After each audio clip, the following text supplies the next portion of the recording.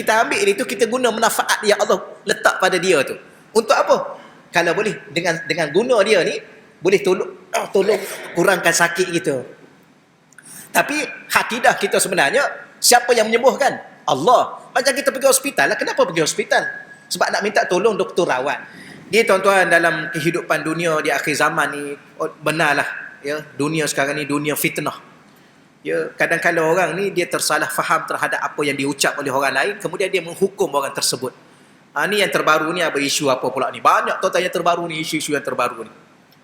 Timbul pula isu yang terbarunya, yang terkininya ialah ada seorang ustaz tu dia menyebut al-isti'anah bil asjar, minta tolong dengan pokok. Tahu dah isu yang terbaru ni. Dia minta tolong dengan pokok.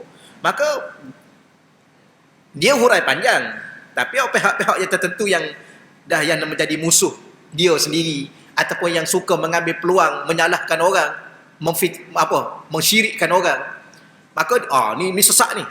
Pertama sekali timbul sesat ni. Awal-awal lagi. Yes, kita tak boleh begitu tuan-tuan sekalian. Contohlah, kita contoh perkataan sujud. Kalau kita tanya soalan, boleh tak sujud kepada selain Allah? Mesti kita akan jawab, mana boleh sujud kepada selain Allah. Bagaimana kalau ada orang sujud kepada selain Allah? Ada makhluk sujud kepada selain Allah? Kita pun cakap terus terang, ini syirik, ini murtad. Tapi bila mana kita tanya pula soalan, kenapa pula Allah Ta'ala menyebut dalam surah Al-Baqarah, wa idh qulna lil malaikati isjudu li adama fasajadu illa iblis. Wa idh qulna lil malaikah, dan ingatlah ketika mana kami berfirman kepada para malaikat. Apa yang kami perintah malaikat? Usjudu li Adam. Wahai malaikat, sujudlah kamu kepada Adam. Fasajadu, lalu semua malaikat-malaikat itu sujud kepada Adam. Kenapa? Kenapa Allah guna perkataan sujud? Dan kenapa Allah perintah supaya malaikat sujud pada Nabi Adam? Dan kenapa malaikat pun sujud? Maknanya di sana tuan-tuan, Allah nak ajar kita perkataan sujud ni dia ada makna dia. Yang jangan kita dapat satu benda, ni haram ni, ni syirik ni. Kita tanya dulu, sujud tu sujud apa? Kena tanya dulu, sujud tu sujud apa? Sebab sujud ada dua, satu sujud ibadah, satu sujud dengan makna bahasa Arab ni tuan-tuan. Sebab tu kita jangan mudah sangat nak hukum orang. Ni ustaz ni sesat. Sedap cakap orang sesat. Dia tak pandai dalam memahami perkataan tu. Jadi boleh tak, kalau sebab kita tanya ni, boleh tak ada makhluk sujud kepada makhluk yang lain? Tak boleh. Kalau sujud juga syirik. Habis kenapa Allah suruh malaikat sujud kepada Nabi Adam? Maknanya perkataan sujud tu kena faham sungguh-sungguh. Kenapa Allah tak guna perkataan hormatlah kamu kepada Nabi Adam? Kenapa Allah tak guna perkataan bahasa Arab yang lain? Tunduklah kamu. Jangan guna perkataan sujud, kerana sujud hanya untuk Allah. Maknanya kita kena belajar apa makna sujud. Kerana ada sujud kepada Allah, itu namanya sujud ibadah. Ada sujud kepada makhluk, itu maknanya ihtiram, menghormati. Perkataannya perkataan sama. Samalah minta tolong dengan makhluk. Boleh tak minta tolong dengan makhluk? Boleh dalam perkara-perkara yang makhluk boleh bantu kita. Habis kenapa Allah kata iyyaka na'budu wa iyyaka nasta'in? Hanya engkau wahai Allah kami sembah, hanya engkau wahai Allah kami minta tolong.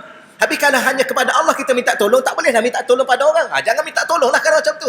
Bukan gitu maksud dia. Kita boleh minta tolong orang dalam perkara yang orang boleh bantu kita. Dan jangan minta tolong orang dalam perkara yang hanya Allah yang boleh bantu. Contohnya minta tolong Allah sembuhkan. Itu betul-betul. Tapi kalau minta tolong doktor sembuhkan, itu tak boleh. Tapi kalau minta tolong doktor rawat, boleh. Doktor tolong rawat saya. Tak boleh ni, minta tolong doktor ni. Ni syirik ni. Ini orang-orang apa ni? Orang tahap pemikiran dia rendah lah tuan-tuan. Bukan nak cakap kat tuan-tuan ni, duk berlegar dalam medsos ni. Ustaz dengan ustaz duk tuduh, ustaz ni sesat, ustaz ni syirik, ustaz ni habis. Padahal dia, tuan tolong saya boleh tak? Tolong apa? Tolong hantar saya ke rumah. Ni syirik ni. Kenapa minta tolong saya? Kan tak dia duk cakap iyyaka na'budu wa iyyaka nasta'in. Orang ni tak faham tahu-tahu punya.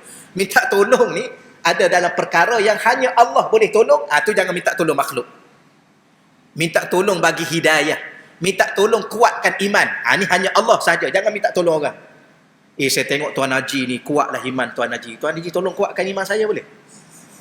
Yang ni tak boleh. Yang ni tak boleh. Tapi Tuan Haji tolong bimbing saya.